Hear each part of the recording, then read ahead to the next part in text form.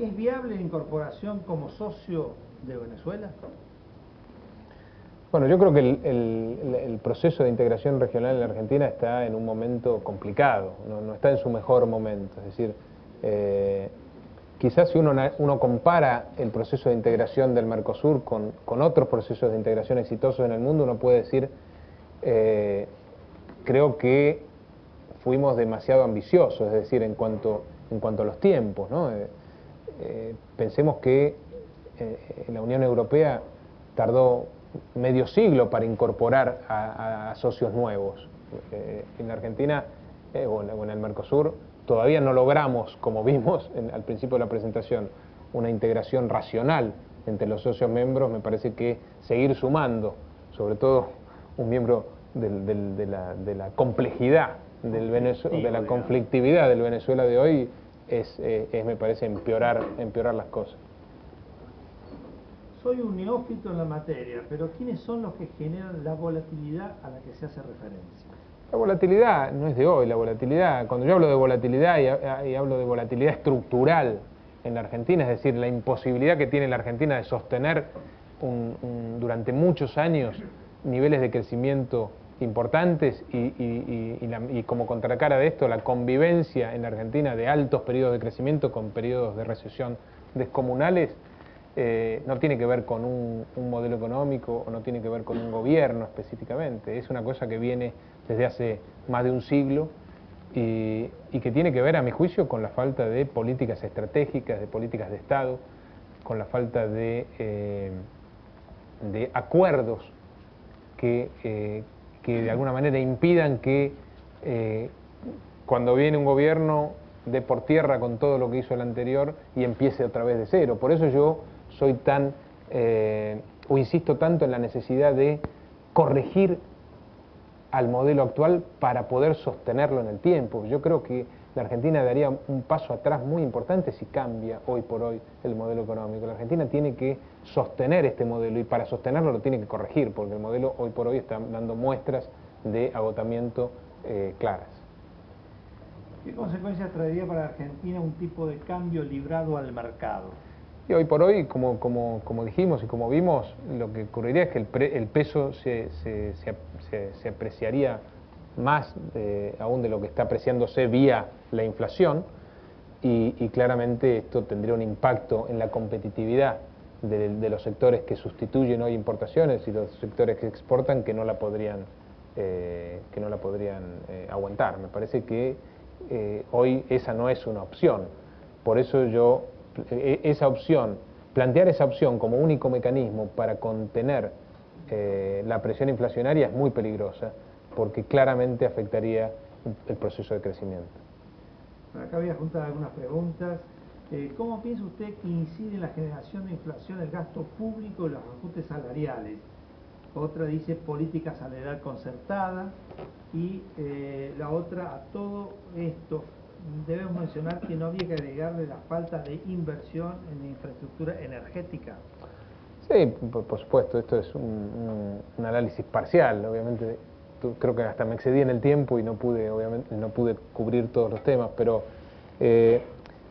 la política fiscal, claramente, una política fiscal en la cual los gastos crecen más que los recursos, como vimos sobre todo el año pasado, tiene un impacto casi obvio en la presión inflacionaria.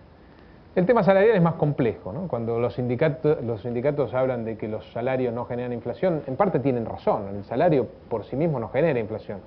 Una política salarial que no tiene que ver con la productividad de la economía, una política salarial fijada unilateralmente, y si esta política salarial es un poco responsable, también va a afectar al proceso inflacionario. Sobre todo si los niveles, como dijimos antes, los niveles de oferta, es decir, los niveles de producción, no están a la altura de los niveles de la demanda que se van a ver incrementados con una política salarial que también crece.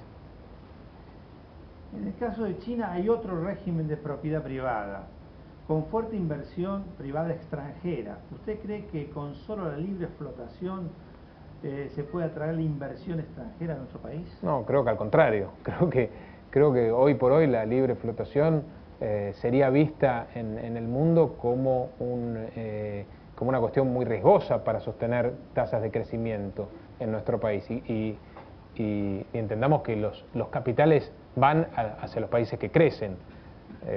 Yo creo que hoy la libre flotación sería un error en la Argentina si el objetivo es atraer inversiones. Lo que necesita la Argentina, como no hicimos bien los deberes estos años, es sostener en el tiempo todavía la competitividad de precios, es decir, no dejar flotar el tipo de cambio, para ahora sí, y creo que con la última chance que nos queda, generar mediante un incremento de las inversiones una competitividad sistémica que a la larga, como ya dije, pueda reemplazar la competitividad de precio que brinda el Estado. Dos preguntas. Si no es por el ahorro genuino, ¿con qué se compran los dólares? ¿Con qué compran los dólares el gobierno? ¿Y qué impacto sufrirá Argentina con la falta de dinero líquido que hoy sufre Estados Unidos? Bueno, el exceso de dólares en el mercado, es decir, el sostenimiento del tipo de cambio, básicamente, salvo algunas excepciones, se hace a través de las compras que se originan en el Banco Central. Es decir, el Banco Central emite pesos, compra dólares excedentes en el mercado con esos pesos y después esteriliza ese exceso de pesos con deuda, con las famosas LEBAC, las letras que emite el Banco Central. Esto, a la larga, siempre, y en la Argentina ya conocemos esta historia, tiene una presión en la tasa de interés y en la inflación. Por eso es que yo hablo de sostener el tipo de cambio no con emisión monetaria, sino con ahorro genuino. ¿El tema de Estados Unidos? La crisis en los Estados Unidos, que es el principal país del mundo, nos va a afectar a la Argentina. Creo que el hecho de que hoy la Argentina esté de alguna manera fuera del mundo, paradójicamente es una buena noticia, porque la Argentina sufre menos los coletazos de esta crisis que si estuviera integrada en el mercado de capitales internacionales.